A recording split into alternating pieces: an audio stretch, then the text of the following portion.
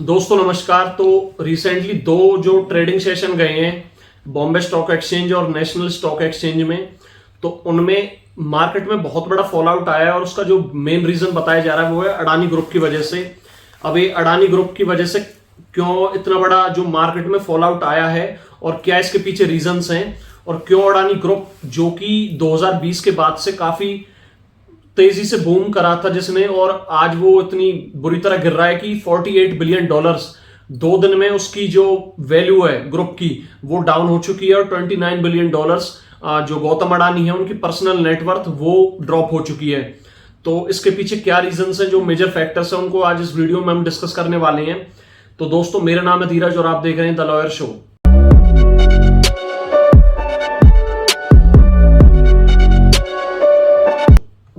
तो recently Hindenburg एक agency है, उन्होंने अपनी एक रिपोर्ट पेश की थी पूरी दुनिया के आगे, जिसमें उन्होंने ये एलिगेशन लगाए अडानी ग्रुप पर कि वो स्टॉक को मैनिपुलेट कर रहे हैं जबरदस्ती और एक तरीके से फेक प्राइस दिखाया जा रहा है। अब स्टॉक मैनिपुलेशन क्या होती है? स्टॉक मैनिपुलेशन का मतलब है कि किसी भी शेयर को गलत तरीके से उसका भाव ऊपर नीचे करना, इसको बोलते हैं स्टॉक मैनिपुलेशन। अब इंडिया में मेजरली दो स्टॉक एक्सचेंजेस हैं, बॉम्बे स्टॉक एक्सचेंज और नेशनल स्टॉक एक्सचेंज, जिनमें की कोई भी इन्वेस्टर इन्वेस्ट करता है, मतलब जिनमें हमारे जो शेयर्स होते हैं वो लिस्टेड होते हैं। अब जैसे ही 25 और 27 जनवरी को बाजार खुला, 26 जनवरी की छुट्टी थी, और उससे पहले जैसे ही हिंडनबर्ग ने अपनी रिपोर्ट पेश की थी पूरी दुनिया के आगे, और जो उन्होंने एलिगेशन लगाए थे कि अडानी ग्रुप अपने स्टॉक्स को गलत तरीके से मैनिपुलेट कर रहा है और उनके एक तरीके से फ्रॉड प्राइस शो कर रहा है अपने जो उनके इन्वेस्टर्स हैं, उसके बाद से तो ये लगा लो आप उनमें इतनी जबरदस्त सेलिंग आई है अडानी ग्रुप के शेयर्स में कि 48 बिलियन डॉलर्स, आप इसे एक तरीके से एवरेज लगा लो तो मोटा मोटी 4.5 लाख करोड़ रुपए इंडियन करेंसी के हिसाब से, और 29 बिलियन डॉलर्स जो गौतम अडानी है उनकी पर्सनल नेटवर्थ इतनी मेजर ड्रॉप हुई है इन 2 दिनों में सिर्फ। तो इसके बाद से FIIs जो हमारे फॉरेन इन्वेस्टर्स इंस्टीट्यूशंस होते हैं उन्होंने सेलिंग शुरू कर दी, और उसके बाद से पूरे इंडिया के बाजार में जो पूरी हमारी शेयर मार्केट है वो धड़ाम से नीचे आ पड़ी, क्योंकि FIIs एक मेजर फैक्टर होते हैं किसी भी बाजार के लिए। जब बाहर से पैसा आता है तभी बाजार ग्रो करता है। एक सिंपल सा फैक्टर है, जिसको इकोनॉमी के बारे में थोड़ी सी नॉलेज होगी उसको ये पता होगा कि DIIs और FIIs। अब FIIs और DIIs ये दो ही मेजर फैक्टर होते हैं जो बाजार में पैसा लगाते हैं, जो बुल रन और बियर मार्केट के बीच में एक तरीके से कंपैरिजन बनाकर रखते हैं। FIIs ज्यादातर डॉलर्स वगैरह पुट करते हैं मार्केट में। DIIs हमारे लोकल डोमेस्टिक इन्वेस्टर्स होते हैं, वो इंडियन करेंसी इन्वेस्ट करते हैं। लेकिन FIIs जब सेलिंग शुरू करते हैं तो इंडिया की जो शेयर मार्केट है उसमें बहुत बड़ी गिरावट आती है। इंडिया का बाजार ज्यादातर FIIs के ऊपर ज्यादा डिपेंडेंसी रखता है शुरू से ही। लेकिन अब बैक टॉपिक, तो जो अडानी ग्रुप के जो शेयर्स हैं इनमें इतनी जबरदस्त जो सेलिंग आई है और अडानी ग्रुप जो इतना जबरदस्त डाउनफॉल हुआ है, इसमें मतलब जो इतनी मेजर डाउनफॉल आई है, इसका हमारे इंडियन इकोनॉमी पर क्या असर पड़ेगा। क्योंकि कुछ रिपोर्ट्स ऐसी थी जिन्होंने ये क्लेम कर रखा था कि अगर अडानी ग्रुप डूबता है तो देश की इकोनॉमी डूब जाएगी। क्या ये सच है?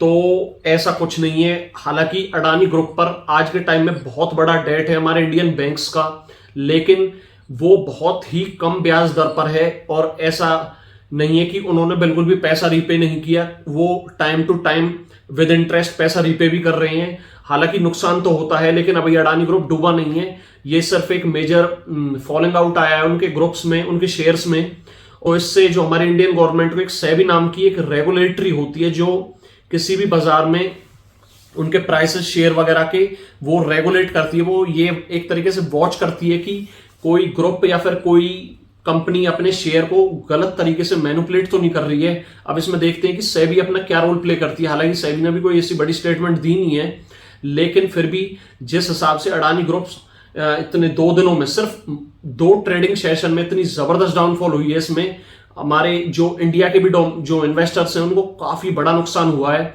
तो वाकई इसमें जब देखते हैं सेबी अपना क्या रोल प्ले करती है कि क्या कुछ दिनों के लिए इस ट्रेडिंग सेशन को रोक दिया जाएगा अडानी ग्रुप्स के, अडानी के जो शेयर्स हैं उनको कुछ ट्रेडिंग सेशन में ब्लॉक कर दिया जाएगा, जिससे FIIs ज्यादा सेलिंग ना करें और कंपनी पर इतना बर्डन ना आए कि उस पे प्रेशर पड़ जाए कंपनी पर कि उसके जो इन्वेस्टर्स हैं वो सारे भाग जाएं।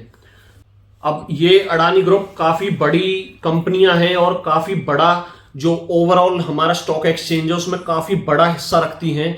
तो इसी वजह से हमारे निफ्टी बैंक और हमारी सेंसेक्स, हमारे जो भी और अदर इंडेक्सेस हैं वो सब इसी वजह से ड्रॉप कर रहे हैं, क्योंकि अडानी ग्रुप अपने आप में काफी major part of the market hold करता है। इसी कारण की वजह से जो अदर इन्वेस्टर्स हैं उनमें कॉन्फिडेंस नहीं बन पा रहा है और एक तरफ रिसेशन का भी खतरा बना हुआ है। बाकी आईटी सेक्टर में जो फायरिंग चल रही है, जितने भी एम्प्लॉयज थे बड़ी बड़ी कंपनीज में लाइक गूगल, अमेजॉन और भी बड़ी जो आईटी कंपनीज है उनमें एक जबरदस्त फायरिंग चल रही है। तो उसकी वजह से भी इन्वेस्टर्स को अभी थोड़ा सा रिस्क लग रहा है मार्केट में जाने से।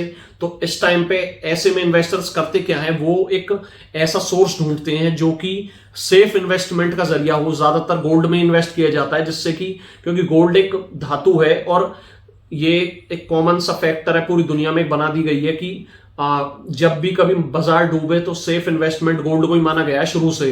तो इस चीज से हम सीख सकते हैं कि कभी भी यूं ही विश्वास मत कर लेना कि मार्केट में जाने से पहले बिना कुछ टेक्निकल्स, फंडामेंटल्स चेक किए बिना बस अंधे बनकर पैसा लगा दो, क्योंकि पैसा आपका है, मेहनत की कमाई है, ऐसे ही लगा देते हैं लोग और फिर उसके बाद डूब जाता है पैसा।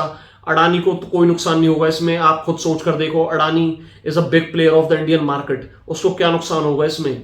अडानी के बिजनेस आज भी रन कर रहे हैं और आगे भी करते रहेंगे, लेकिन जो इन्वेस्टर्स थे सबसे ज्यादा नुकसान उनको होगा। FIIs अपना पैसा ड्रॉप आउट करके निकल जाएंगे यहां से। सबसे ज्यादा इसमें मार होगी वो इंडियन इन्वेस्टर्स की होगी।